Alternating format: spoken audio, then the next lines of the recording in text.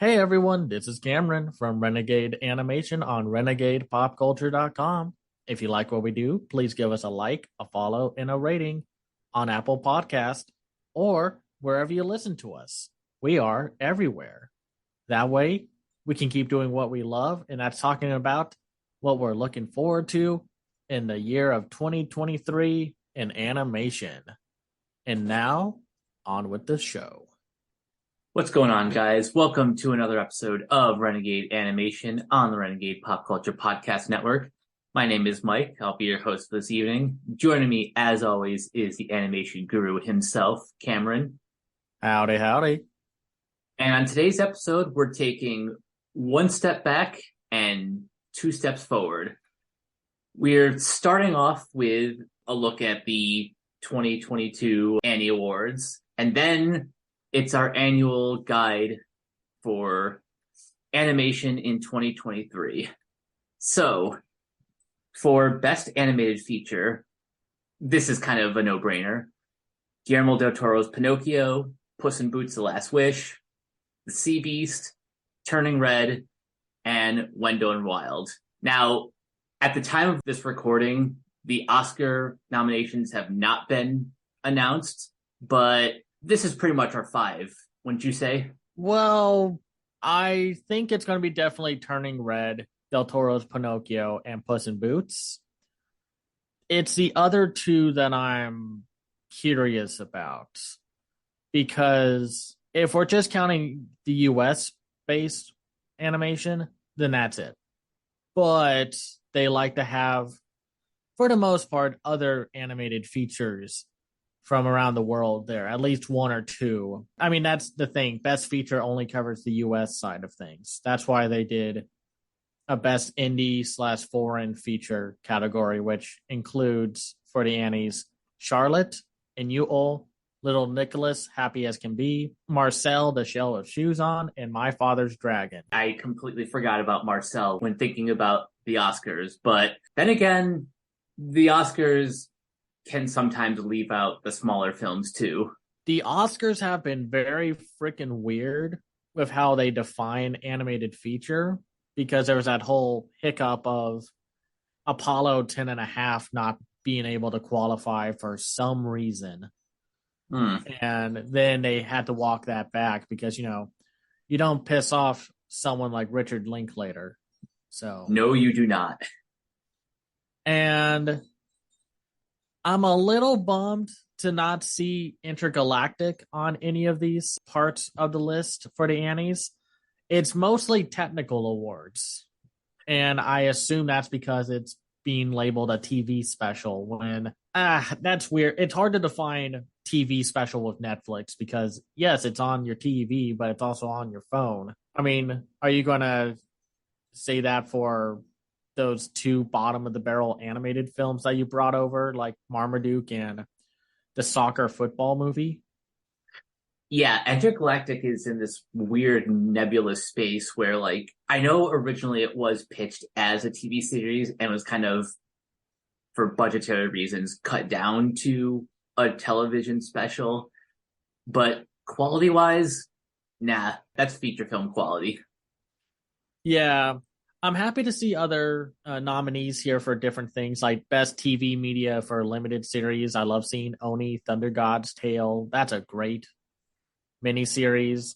Undone is great. Baymax was probably the best out of all the short anthology series that Disney Plus put out.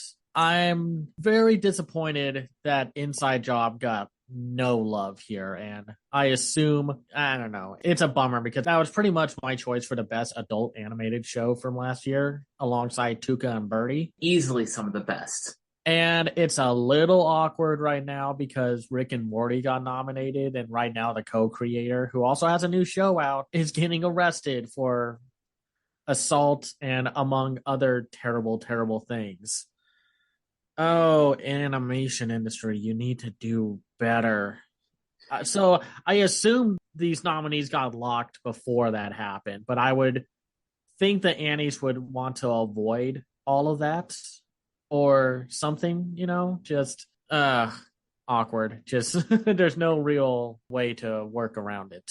I'm under the assumption too that these nominations were locked well in advance. And I'm happy to see the Netflix anthology horror film, The House, get on there, even though they're also treating it like a TV thing when it's like, okay, whatever.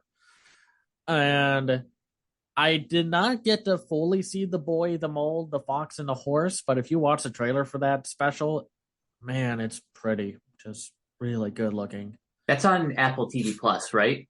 Yeah, that one's on Apple TV Plus. Not shocked to see some love, Death and Robots love.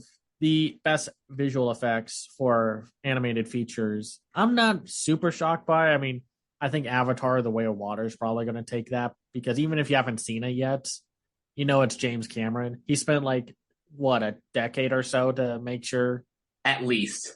this all looked as good as possible. And then, of course, Del Toro's Pinocchio with its amazing stop motion. The Sea Beast just was amazing. Disney did not do very well this year in terms of being nominated for a lot for their features. Like Lightyear has a Best Effects nomination, but Strange World got, or from what I remember reading, got shut out.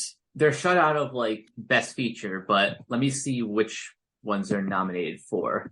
Outstanding achievement for storyboarding in an animated feature production. All right, all right. They're on the board, but it's like the smaller awards, none of the big ones. Like best character animation is Turning Red, Pinocchio, and the Bad Guys, which no shock there. And best character animation for live action, the VFX breakdown for Beast was very fun to watch and a very solid movie too. Best character animation in video games with God of War Ragnarok, yeah, Cuphead, The Delicious Last Course, Moss Book 2. I agree with most of these. It's a little interesting to see Luck get on there because we did not cover Luck and we decided not to. And that will probably be the same reason for the supposed Apple Plus film coming out this year, but we'll talk about that when we get to that. Yeah. It's nice to see at least Rise of the Teenage Mutant Ninja Turtles movie get in for best character design. That was very well deserved. I think it's all pretty well done, and like My Father's Dragon got in for best direction for a feature, which yeah, I agree with that. But if I had to choose a winner for each of the at least the two major categories for best feature and best indie feature, I think Pinocchio is going to take best feature. And as much as I want Inuo just to clean sweep everything, I think it might go to Marcel the Shell just because it's been picking up momentum again. Yeah, I agree with that. Though I would be very happy with either Inuo or Little Nicholas. I'm a little surprised Charlotte got in there. It's not a bad movie. I very much enjoyed it for the most part. It's just, I would argue it's the weakest of the bunch. I think they could have easily gone with another movie, but I'm not in charge of the Annies or the Oscars. I probably do a pretty good job with the Annies and a way better job with the Oscars, but you know. But that's neither here nor there. Right. But yeah. So I think let's dive into what we will hopefully be seeing in 2023. Now, and boy, we have a pretty big list. And keep in mind, not all of these have release dates. Some of them I doubt will even make it in 2023, but we'll cross that bridge when we get there. No, I looked at multiple websites and YouTube videos to make sure we have everything. And even then, the latter half is all just like all the foreign animated features that we are hopefully going to be able to see. At first, I was thinking it was a pretty lightweight year overall because it just seemed like everyone was calming down a little. It's like, okay, we put out pretty much some of our best work last year. Like DreamWorks had a stellar year last year, and Disney had a clunky, uneven year. But we'll get to that when we do our own little animation awards. But let's get Disney out of the way first. Their one Pixar feature is Elemental, and then their one Disney animated feature is the highly anticipated Wish, which apparently will be using a mixture of CGI and 2D animation with a watercolor look. And I know a lot of people have been sort of underwhelmed by elemental. I mean, I get it. Like, I want Pixar to do what they do best. I think it might be a case that it will probably be better than what the advertising tells us. I honestly don't think we've seen enough of the movie. Well, obviously, we just saw a teaser trailer, but even still, I don't think the marketing is going to do this film any justice. This is kind of one of those that you just have to see for yourself. I mean, that's how it was with like Onward and such. Everyone was like, oh boy, this looks bankrupt. And then everyone's like, oh, hey, that was actually really solid. Which, listen, it's fine if you want to rank Pixar films and whatever in terms of quality. And a lot of the best or even like quote unquote weaker Pixar films are going to be better than most of what else comes out. So I don't agree with that whole thing of them getting weaker or worse. Oh, hell no. Like things are changing and it's going to take a bit. For which, well, we barely know anything about it outside of that one photo. So hopefully, somewhat soon, or maybe during the mid point of the year, we are going to see something. I assume it's going to be at Animation as Film and the work in progress behind the scenes thing because that would be really cool to see them hopefully break down the animation techniques that they'll show us in clips and such. I hope it's better than the one they did for Strange World. As much as I enjoyed Strange World, I still felt the behind the scenes thing at Animation as Film did it a disservice. I don't think you have to worry about Wish having a lackluster presentation because, lest we forget, this is Disney's centennial celebration. So the stakes are pretty high for this one. Well, I'm sure the visuals are going to be great. I just want them to move forward with telling a better story this time around. Like, I love Strange World and such, but I'm ready for them to move away from the generational dispute. For Illumination, what has apparently been confirmed is they will have two films, as far as we know and as far as what we know right now, with the Super Mario Brothers movie and Migration. Mike, we aren't getting a official theatrical feature animation this year until April, with Super Mario Brothers being the first one out. That is weird. At the very least, we tend to get one in February or March. But April feels like a long time to start putting out an animated feature for theaters. It does seem like a long time, but selfishly speaking, I am a little bit thankful because A, it lightens our load a bit, but also it gives us more room for TV and anime, etc., etc. Agreed.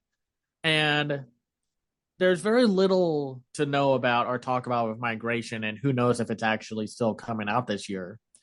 The only reason I'm looking forward to it more than most is because of the director, Benjamin Renner, who worked on The Big Bad Fox and Other Tales and Ernest and Celestine. So they brought on a French animation director to work on his film. And we've seen Illumination basically say, hey, we're going to start expanding our animation palette because they're putting out that one really good looking short. And then they're going to have a adult animation branch that will hopefully produce some pretty stellar stuff. We kind of need that now with Sony basically taking the plunge. But I'm still curious about the Mario Brothers movie. I will not be shocked if it comes out to be just kind of okay, because that's kind of how a lot of Illumination films are. I'm still not fully convinced about Chris Pratt as Mario.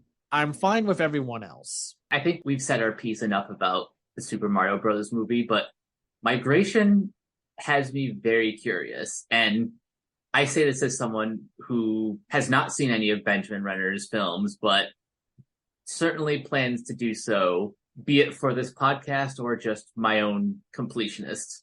Right. Now, Sony has what has been confirmed maybe two films this year, because we know they'll have Spider-Man Across the Spider-Verse, which of course looks amazing. The ambition and scale of the story with all the different spider people and all the different animation and visual styles they're supposedly putting into this movie.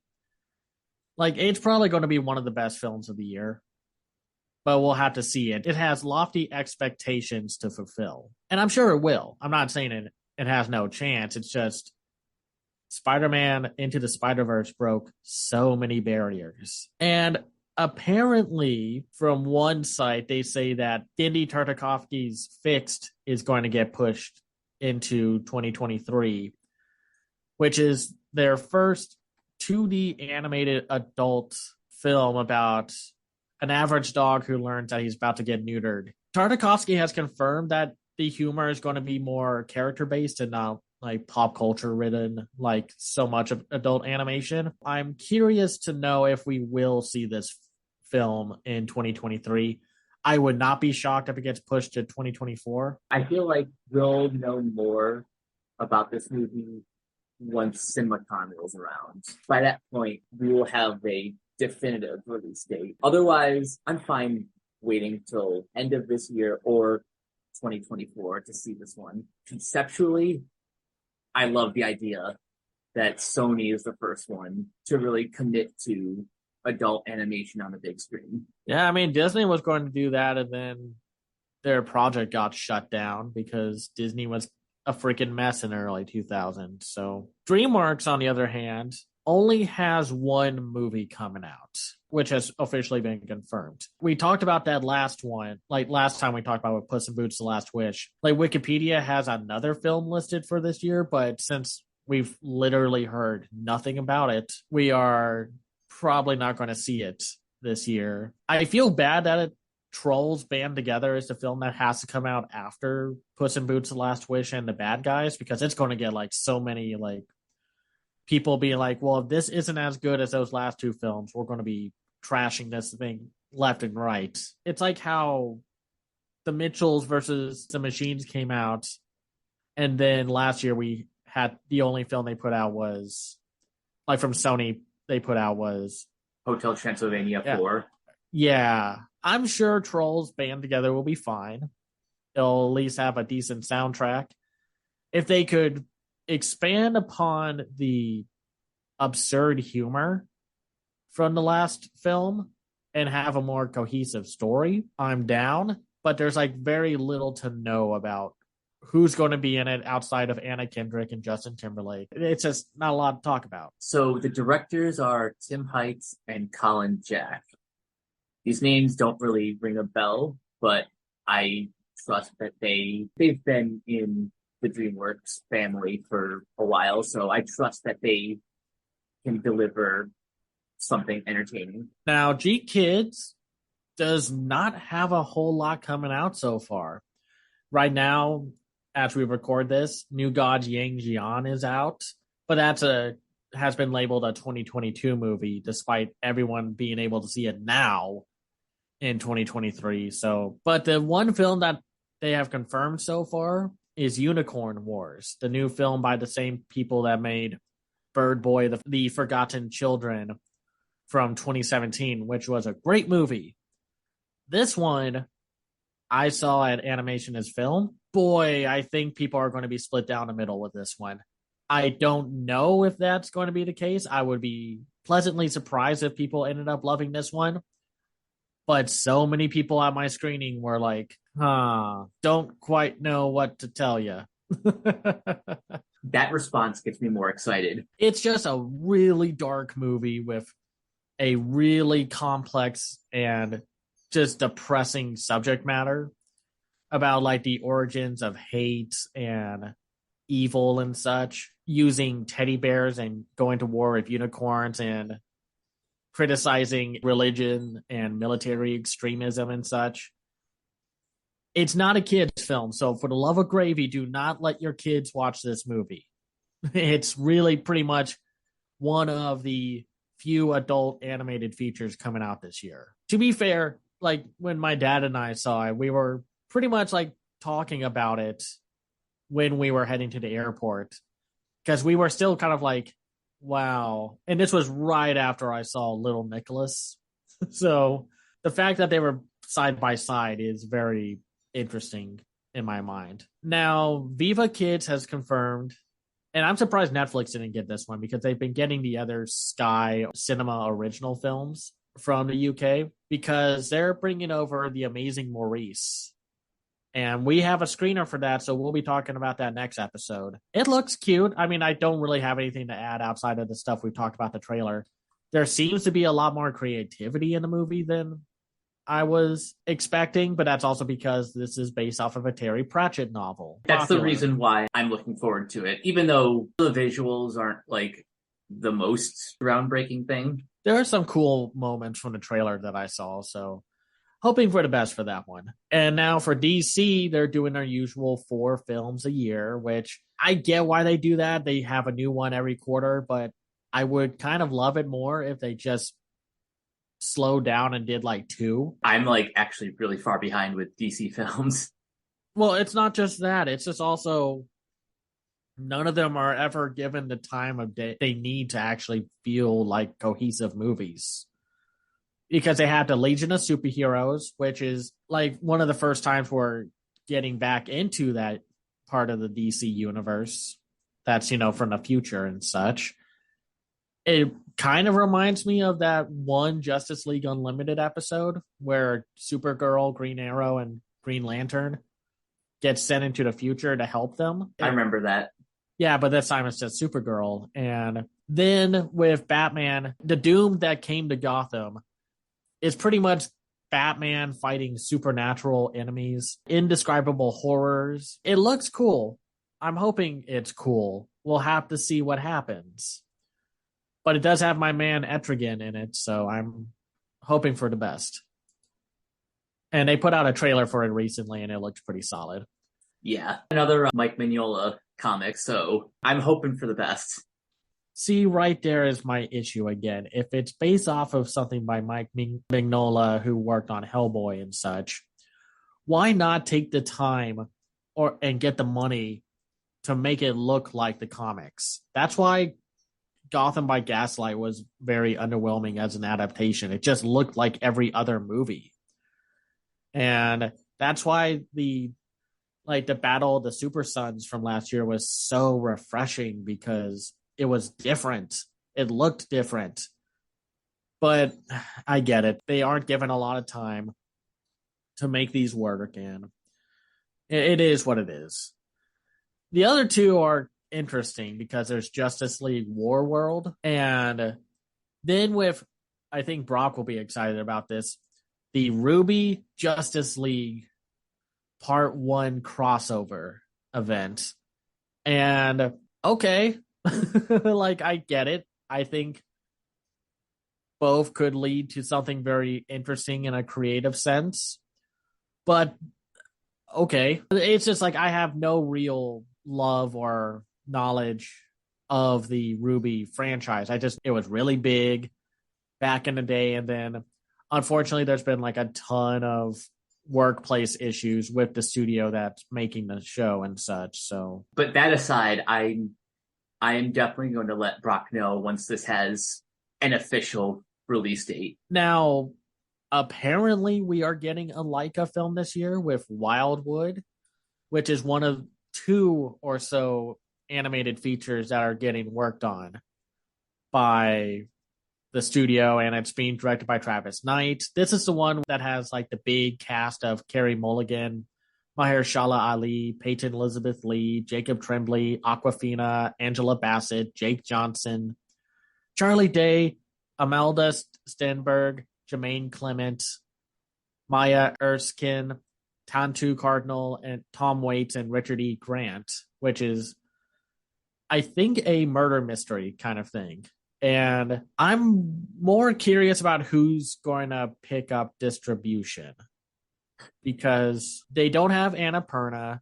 They're not with Focus Features anymore. It's also sounding like one of the more mature sounding animated features from the year. So hopefully if that's the case, that we're getting all these adult focused animated features. What if this goes to A24? It might be their most expensive film, but True. I think that would be very cool. And in some way, they'd still end up with Lionsgate distributing it on Blu-ray. Now, This next one does have a distributor. It was very last minute announced back in December, I think. But the animated feature Blind Willow Sleeping Woman, which is about a lost cat, a giant talkative frog, and a tsunami help a bank employee without ambition, his frustrated wife, and a schizophrenic accountant to save Tokyo from an earthquake and find a meaning to live their lives. Yeah, this is one of those more artful indie animated features, but the visual presentation looks amazing and sounds like there's some dark humor thrown in from time to time. Like, I love when the frog is like, I'm here to save your life. And the guy's like, cool. Can I smoke first? Because I'm sure he's just like, let me take this all in for the love of God. No, I'm curious to finally check it out. It seems like I've been waiting for this film forever. Did we talk about this on a previous animation guide? Yeah, we did. We were thinking it was coming out last year because it was in the work in progress the year before. Oh, that's But right. now it's finally coming out. So we'll have to see. Now for Netflix, they've got a lot going on. It's not a lineup that's as grand as last year's. I mean, it's going to be tough to top last year, man. Like, but they have a few films. We've finally got confirmed that The Monkey King is getting released this year, with it being produced by Pearl Studios, who did that 2020 Over the Moon film that we've very much enjoyed. And they're doing the Aardman is releasing Chicken Run, Dawn of the Nugget this year, which is still a bummer that they went around the original voice actor for the main character back to get someone new, even though she sounds perfectly great as she did back in 2001 or so. So I don't get why they did that. It made Aardman or Netflix look really crummy. Yeah. Because they were going to replace the male lead for obvious reasons. But now it's like, well, now you did this and it makes you look kind of crummy. They're also putting out The Magician's Elephant, which is getting a 2023 release. Some sites and people have confirmed that High in the Clouds, a French Netflix collaboration, is still coming out this year, which the visuals from the book that High in the Clouds is based on look great. So if they can make it look like that, that'll be pretty cool. And with no release date yet, we're still getting Nimona, but we'll have to see when that is. I'm sure that's going to be later in the year. One thing I ask regarding Nimona, well, regarding all of Netflix's movies, is that they please get a theatrical release, at least like some of the bigger titles. Well, Netflix seemed kind of like befuddled, like, wait, people went to see The Glass Onion in theaters? Really? Wow, we can actually make money off of this. Which is like, no kidding. People went to see the others, like Pinocchio and the Sea Beast. So, it's frustrating with that freaking company. It's like they are allergic to freaking money. And then they're also putting out an Adam Sandler animated film with Leo, which was recently announced during their finally released video of just like, here's what's coming out in Netflix for 2023. And it will be interesting to see what exactly how this film is executed, because this is Adam Sandler without the backing of Gendy Tartakovsky and Sony Pictures Animation. And it's hard to be judgmental about it because we saw like maybe 5 seconds worth of footage. It looks fine, but we'll have to see. A little disappointed that he's still working with Rob Schneider for some reason. Yeah, not sure what that's all about. Because everyone else are pretty solid picks. I mean, I'm not always the biggest fan of Bill Burr, but he's there. Cicely Strong, Jason Alexander, Sadie Sandler. Sandler's family is in this, of course. Heidi Gardner, Nick Swardson, Nicholas Totoro, Robert Smigel, Joe Coy, and Stephanie Sue are in it also. But we'll have to see. It's on their November release. And listen, I know they're probably going to try to push it as a like big feature for everyone to enjoy, but I don't think that's going to happen. It's a Happy Madison production, so that's why I'm nervous, but the rest of the cast seems pretty cool. Yeah, no, we'll have to see what happens with that. Hoping for the best. Now, 11 Arts are going to be putting out, well, so far this year, are going to be putting out two films: Demo, Memorial Keys, which is finally got a release last year, and Blue Thermal, which is about a university freshman, Tamaki Suru, is looking for a fresh start. After a romantic disaster, she seeks to leave behind enthusiasm for volleyball to find a new pursuit.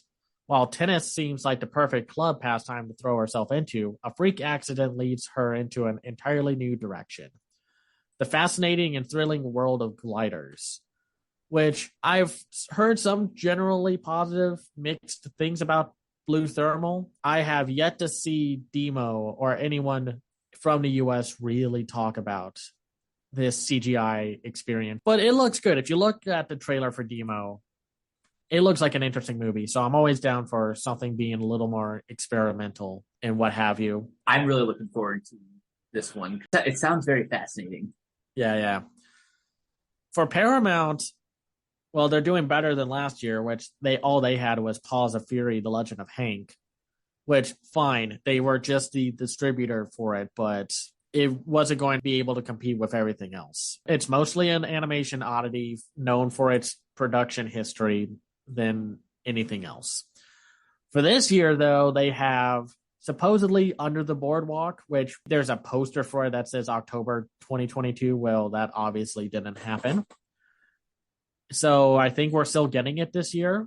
They're doing the Teenage Mutant Ninja Turtles Mutant Mayhem film that's being helmed by Seth Rogen and his team, which I think will be very interesting. I think people were kind of hesitant at first because they just finally came around to Rise of the TMNT show and film, which, come on. Like, the reason why Rise of the TMNT failed was partially on the fans being so cold shoulder with it. But I'm looking forward to it. I'm hoping for the best. It's Seth Rogen. He helps produce The Boys. So Also, it's directed by one of the writers of The Mitchells versus the Machine, Jeff Rowe. So we'll have to see. I'm hoping for a pleasant surprise because Rise of the TMNT, the movie, was great. They're also putting out a Paw Patrol movie, the Mighty movie. We're not going to talk about this. It's Paw Patrol. It's for little kids. It's like the YouTube algorithm loves it when a bunch of 20 and 30 somethings rip apart children's entertainment. And I'm just like, for a certain age group, there's just no reason to talk about it. We're not a fan of punching down at that demographic. I mean, if it's fine, it'll be fine. The last one was fine. It was harmless. It had a few decent moments, but, it is what it was. It wasn't aiming to be a big award pleaser and such. But for Crunchyroll, as of right now, they did put out That Time I Got Reincarnated as a Slime movie, which came out recently with Scarlet Bond, which I have a review of it, and it's fine. But of course, their big award hopeful that's coming out in April will be Suzume, the new Makoto Shinkai feature, which has been getting pretty positive reviews and was a financial hit in Japan, and is actually playing at a film festival, which is a big deal since it's the first animated feature to premiere there. Ooh. For 21 years. Okay, yeah, that is a big deal. Since Spirited Away. So that's wild that it's so what? There weren't any other good animated features? Okay. I mean, that's just 21 years of animation history down the drain because one film festival didn't deem any of those worthy. Sorry, that's weird to me. Apple Plus has one movie so far this year with Spellbound, the other movie that who is behind, with a cast that includes Rachel Zegler, Nicole Kidman, Javier Bardem, John Lithgow, Jennifer Lewis, Nathan Lane, Andre DeShields, and Jordan Fisher. We haven't seen anything yet from this one. I assume it's going to go the same route as Luck from last year. Well, we'll get a teaser fairly soon, maybe in the coming months, and then maybe show up at Aniseed for a work in progress and then a release in August. But we'll have to see. I doubt they're going to push, whose name onto this one since Luck didn't really turn out well. So, like, I'm hoping for the best. It's not the animator's fault they got stuck with a producer with a bad history. It's just, I don't know. I'm hoping the best for the animators. Yeah.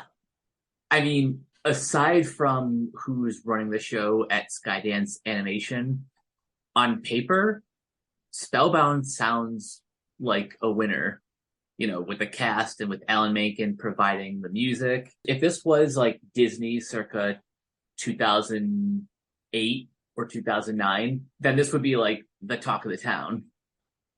And it does have a director who worked on like DreamWorks. Like she worked on Shrek. She was a co-director for that. And Shark Tale, but I don't blame Shark Tale on her. I think Shark Tale was just a bad idea to begin with. But we'll have to see. It's one of the few films that I can tell from this year that is directed by a woman, and we need more of those, like female directors in animation. Agreed. Because having more than just white guys matters in filmmaking. We get different stories, we get different characters and experiences. But we'll see. Now, for the rest of these are just like the foreign animated features that hopefully we'll get to see, because I feel like Crunchyroll will be more adamant about bringing over films. And of course, we'll see like G Kid, maybe Sentai Filmworks, or other distributors like Shout Factory bring these films over. But we'll have to see, because we're finally getting Blue Giant, which is the Japanese animated feature that's all about jazz. Nice. By Yuzuru Tachikawa, who worked on a lot of things like Kill la Kill, Mob Psycho 100, Lupin the Third, Bleach, Decadence, like a ton of things. And it's just cool to have an animated feature about jazz. And the mixture of 2D and CGI looked great from the trailer. I know we're probably going to get the first Slam Dunk movie, because the whole internet has been very much loud about this movie, because not only is it based off of a popular franchise, but have you seen the CGI work for this movie? It looks incredible. Like the texture work, the movements, the fact that like you see in the trailer the jersey like leave the body actually, and then they do like little speed lines. Someone said, let's do what the US is doing for this movie, and it probably helps that this is based off of one of the classic anime franchises, to get that kind of budget and production time to work on it. It's never always a given, because you could be a manga by a fan favorite author and still get something like Lucifer and the Biscuit Hammer from last year. So we'll have to see. Is this a retelling of the manga, or is this like an original film? I think it's an original film, but I think it's just like a retelling, or just like a different take on the manga. But we'll have to see. I hope we get it. I hope Crunchyroll or G Kids are looking to bring it over. I'm also hoping G Kids brings over the Ernest and Celestine sequel. The original did very well critically. It's one of my favorite movies. It got G Kids an Oscar nomination. Ernest and Celestine, A Trip to Chibarishia, looked really charming, and it has that cool 2D animation look that the original had. I'm just hoping for it to come over, because it would be a shame for it to not to, since we didn't really get that CGI series that's over in the UK and such. And then we also have, officially, it's happening. It's going to be released this year. Miyazaki's newest, possibly final film, we'll see. How Do You Live is getting a July 2023 release in Japan. I assume it's going to be at Annecy in some shape or form. It would be absurd for it not to be. And I already know that G Kids is going to pick it up. That's just a given. G Kids and Studio Ghibli have such a good relationship together. It's going to happen. Question is when. I'm going to take a shot in the dark and say November, December, like right around Oscar season. I think that's a great area to be released in, because that's what happened with Mirai. Hosoda's film, that got released in November ended up getting an Oscar nom. I think releasing it in January just is going to wreck it. So another film that I didn't get to see at Animation is Film, but was there. It was playing at the same time as Wendell and Wild. So it was a bummer. I really wanted to capture it. Gold Kingdom and Water Kingdom, which is like a shoujo romance anime between two different nations and such, like the prince and the princess and such. It looked really charming. I'm hoping, and I'm assuming either G Kids or Crunchyroll are going to bring it over. We are getting a movie in the Gridman franchise called Gridman Universe, and we have to maybe find time to talk about the Gridman Yes. series because I know it's really popular. A lot of people love both seasons. We know Crunchyroll is going to bring this over because they have the rights to both seasons now. And plus, who doesn't want to see giant robots fight monsters and what have you? Apparently, we're also getting a new film called The Peasants from the people that made Loving Vincent way back in 2017. Probably going to be up in the air about who may get it if it's coming out. I saw the work in progress for it, I guess 2 years ago now. And if you're a fan of the Loving Vincent visual style, which was basically motion captured 2D painted look, this one looks just as good. There's a teaser for it online that you can watch. It's just cool that there's a studio and a team out there saying, hey, let's do this. Another movie that's also getting some hype and excitement is this foreign animated feature called Four Souls of Coyote. It's getting mostly a lot of excitement because it's like this 2D animated feature. And I definitely would recommend looking up the trailer for it. It looks pretty nice. This one sounds fascinating. I assume we're going to get something a release for Perlimps because it's by the director who did the Oscar-nominated Boy in the World, which is odd that G Kids or Netflix hasn't picked it up because it played at Animation is Film.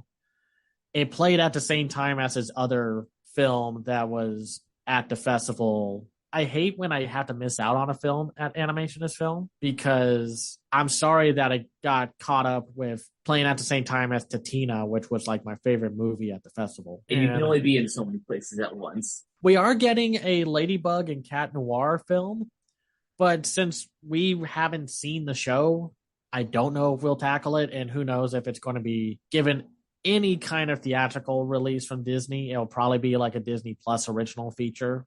Probably. And for these last three, Lonely Castle and the Mirror, this is by the director who I really like, Keiichi Hara, who did Miss Hokusai from 2016, Colorful from 2010, and The Wonderland from 2019/2020. He's a very good director. I like his work. I mean, it looked really interesting, but it just kind of got a roadshow release in December, and it's getting a release in theaters, I think, right now. It's been getting generally positive buzz. We'll have to see if this little mystery of all these teenagers who are in this castle and this one girl who has a wolf mask on. We'll see if it gets any kind of attention. I hope it does. Same. Now, the one film that also got a lot of people like really excited for is the Chinese feature Deep Sea, which is getting a release this year. China has been hitting the ground running since 2015 with improving their CGI film game. And while sometimes you may find a film that's like, oh, well, this had no time, no money put into it, Deep Sea, like if you look at the trailers for this movie, it is absurd how they got this to work. These beautiful watercolor visual effects.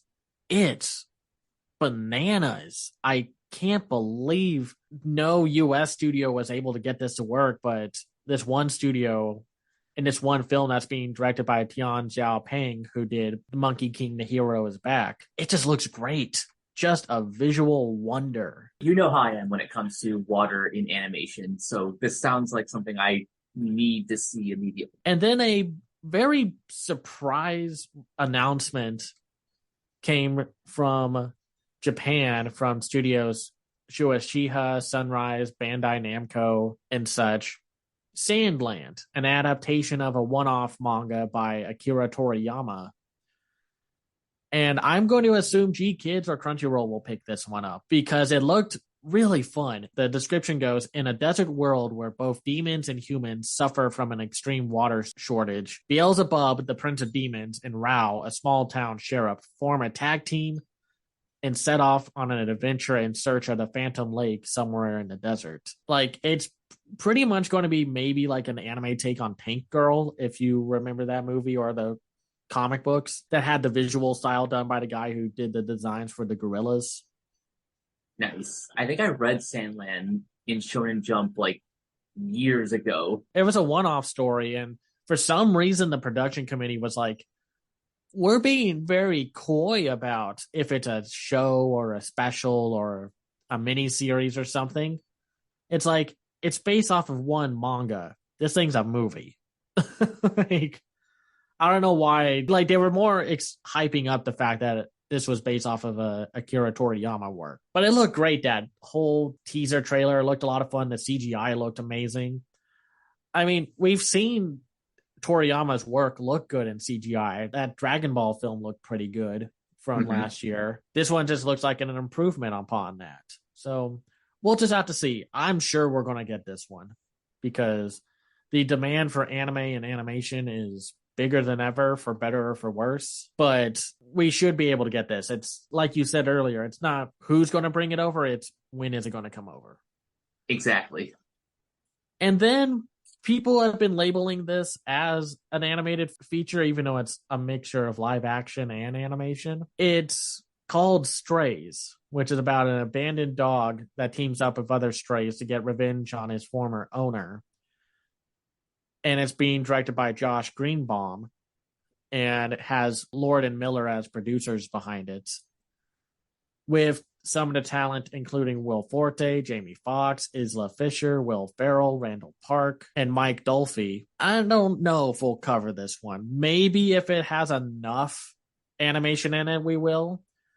I don't know. I'm getting very picky about how we tackle that because Tom and Jerry was just, it got by on like the razor's edge. Honestly, the only reason we covered the Tom and Jerry movie was because they're legacy characters. We have to at least pretend to acknowledge them. I have nothing against Tom and Jerry as characters or as an IP, but it's was very much like, man, we could have talked about something else until otherwise, because who knows what's going to be happening or being shown off at Annecy. And there's so much overseas animation and projects that are in the works right now. We don't know what's going to come out. We could be surprised with like, hey, we got another movie from another studio, and or distributors put in more money in bringing over a lot of these features. So at first I was thinking this year was going to be very quiet, kind of like a 2015 year, which, you know, had like probably the least amount of animated features brought over or released in a good while. But here it's going to be more interesting than big stacked movies because there's a lot of big risks being thrown in and we don't exactly know how it's all going to unfold. I think the only thing is we were just kind of thrown off by the fact that the year doesn't really begin, at least theatrically, until April. But looking at the list that you've compiled, it's still going to be a pretty packed year. It's just is late getting out of the gate. We'll just have to see how things go. I'm looking forward to a lot of these films. I'm hoping for the best because the animation industry could just freaking use a win right now. Like, so much of a win. Like, Netflix and Warner's Discovery is still being the worst right now. So it's just like, come on. Like, I can't imagine canceling all these animated features and throwing them all under the bus when Del Toro is probably going to get a knob with Pinocchio. This would be the ultimate win for the medium. Like he said, it's going to take a few years for everyone to realize that, and that sucks. It's an uphill battle, y'all. We just have to keep pushing and being supportive, and we'll do that next time when we talk about The Amazing Maurice and New Gods Yang Jian. Lot to look forward to. But until next time, Cameron, where can everyone find you online? You can find me on Twitter at Cam's Eye View. My Hive account is the same. I have a website called camseyeview.biz where I do a series of reviews of films and shows from around the world called The Other Side of Animation. I also have a Patreon at patreon.com/CamsEyeView. That's where you can find me. And you guys can find me on Twitter and Hive at Captain K42. You can check out my quick thoughts on letterboxd.com/CoachK42. And you can follow Renegade Pop Culture on Facebook and Twitter at Ren Pop Culture. You can also find us on YouTube, on Podchaser, on the Banana Meter. Listen to all of our podcasts on Anchor, Spotify, Apple Podcasts, etc. And last but not least, everything can be found at renegadepopculture.com. Need an escape? So do we. That'll do it for this episode of Renegade Animation. We will catch you guys later. Peace out.